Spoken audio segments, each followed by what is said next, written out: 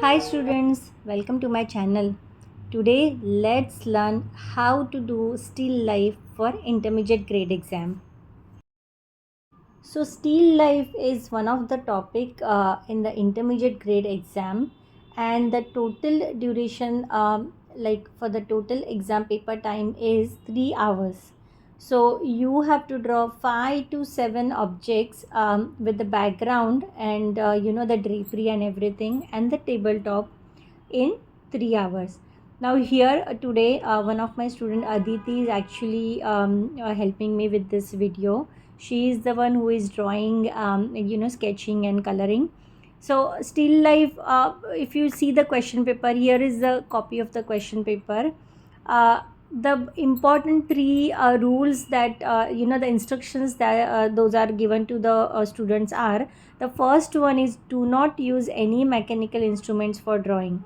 So don't forget that. Even when I have done this like beginners video for object drawing, I have mentioned it every 2 minutes that please make sure that you cannot use any mechanical instruments when you are drawing objects.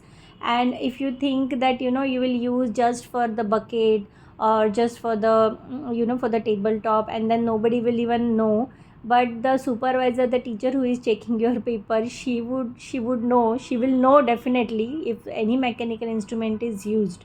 So please do not take risk. If you really serious about getting a good grade, follow the rule. Do not use any mechanical instrument. The only time that you will be needing the scale or a compass or any any of this geometrical instrument is when you are drawing bucket or vase. So for that you can practice little bit with the two pencils. Like one pencil you can keep for measurement, to make it look like make it look like symmetrical. I mean, if you use one pencil to draw and another pencil to take measurement, you'll draw the central line, and to see if the left hand side is equal to right hand side, you can use another pencil for the measurement. The second important rule, or the second instruction which is given to the student is drawing in small size will not be considered. So don't draw objects which are like too small. Keep them equally spaced around your paper. The size of the paper is going to be A3 size, and then you have to also draw a border, like leave around 1 to 2 centimeter border on from all the sides, and make sure that the the group of objects that you are going to draw are proportionate. Here, as you can see, the first basic sketch was to only define, fix the position of the objects. So just make sure that you are going to draw it in a very, very, very light pencil tone. So in case you needed to like erase them, you don't want to keep lot of impression on the paper. And then once your positions are like fixed, your basic like rough sketch is done, then make sure that you will draw it properly and make all those final lines. For coloring still life, you can use any color mediums. The color mediums that are mentioned in the question paper are like watercolor, or pencil colors, or wax crayons, or oil pastels, or poster colors. But I suggest using oil pastels for completing still life, because lot of times whenever you're using any other color mediums, I noticed that students take they tend to take longer time to complete their drawing. And as you can see, you have to like draw and color 5 to 7 objects, and you have 3 hours. So oil pastel is a very good color medium. The biggest advantage is that you can show really good like shades, and the blending is very easy, and then there is not lot of mess where you have to clean your water bowl, or you have to mix the shades in the palette and everything. So in that way, oil pastels are a very logical and practical choice of color medium here. But the disadvantage of using oil pastel is sometimes the oil pastels, the points are very blunt, and then your still life tends to get little like shabby, and the colors are going outside the border. So for that situation, I suggest, whenever you're using oil pastels, they do give you a sharpener with that. I think the domes give a sharpener, use that sharpener a little bit. Don't make it like very pointy like the way you sharpen your pencil. You don't want to waste color like that. So just to give you an extra edge when you are doing the borders around the objects, just use it just a little bit to make it from blunt to like semi blunt, the tip of that oil pastel, and that way you can proceed with the coloring. The second thing that you can do is, whenever you are coloring the border, basically don't go over the your pencil line. Just try to keep just a little bit of space, so that space you can use to smoothen out at the end of the drawing with a this cotton bud, or you can just even with your fingers you can just smooth out that line. So don't color outside the border. It is safe to color just little bit inside the border. Don't again leave a lot of white space or lot of paper, you know um, just like blank. You have to color it, but just try to keep a little bit like 1 to 2 border around the objects, just in case your color is like going out, or the background is color is getting mixed in. So it's better to keep that extra borders colorless around the objects.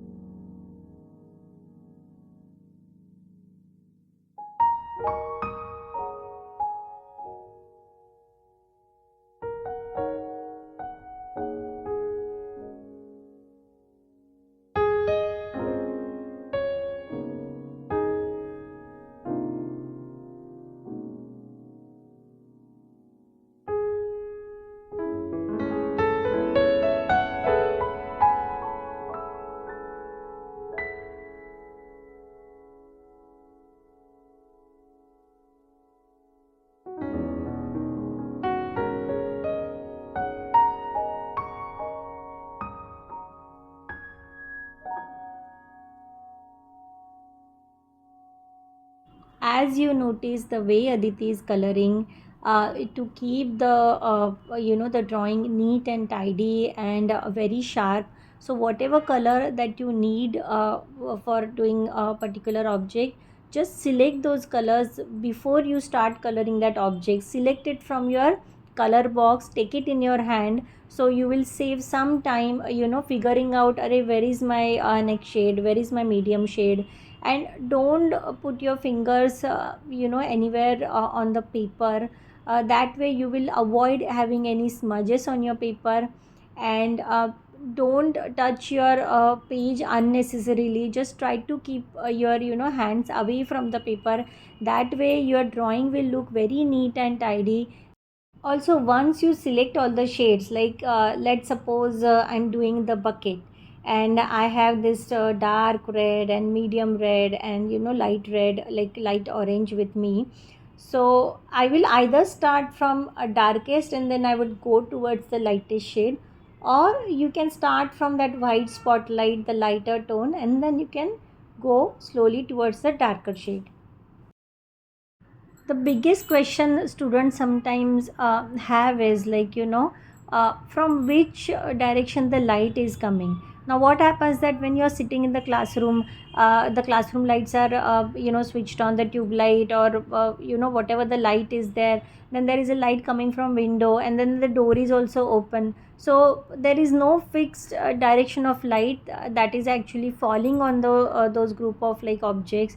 So in that case, as I mentioned this in the beginners object drawing series, that you have to you have to decide on the direction of light. Let's say that I'm drawing my this object, the still life, and I'm deciding that the light is coming from the left hand side. In that way you will draw all the objects in a way that the light is coming from left and the shadow is on the right.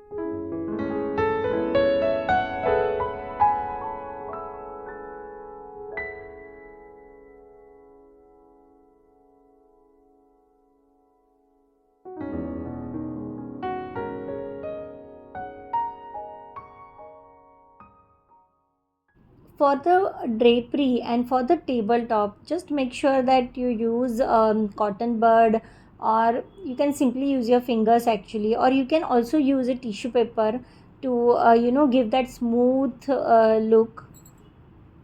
Sometimes it happens that even though you are really really well prepared, some of the other minor accidents happen, and there might get you might have some smudges on your paper, or your white spotlight is not looking very good. In any of the case, don't panic. Use your poster white color, the one that you do use for your design paper.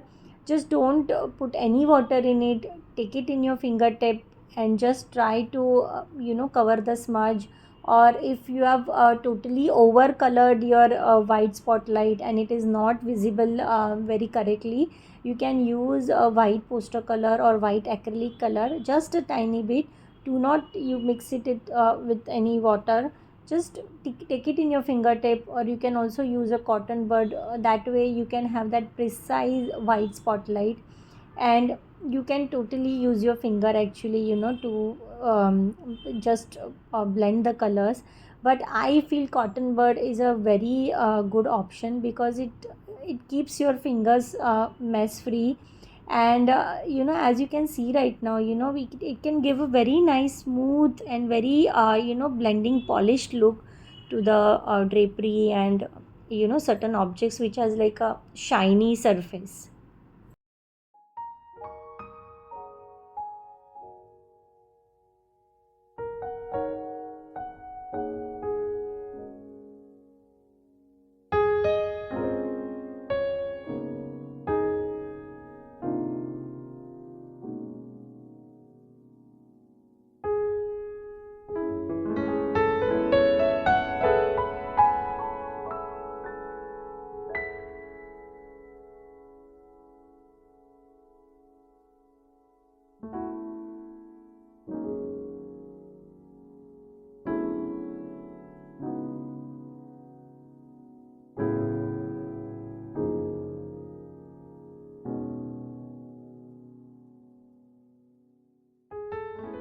So students, as you can see, it is so much easy to score a really good grade in still life.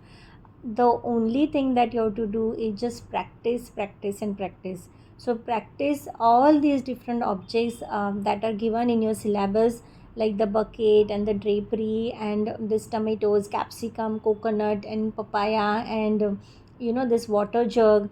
All these objects, just practice them in different setting and with different colored draperies, and change the setting of the tabletop. Just make sure that you finish coloring or drawing and coloring these objects within the given time.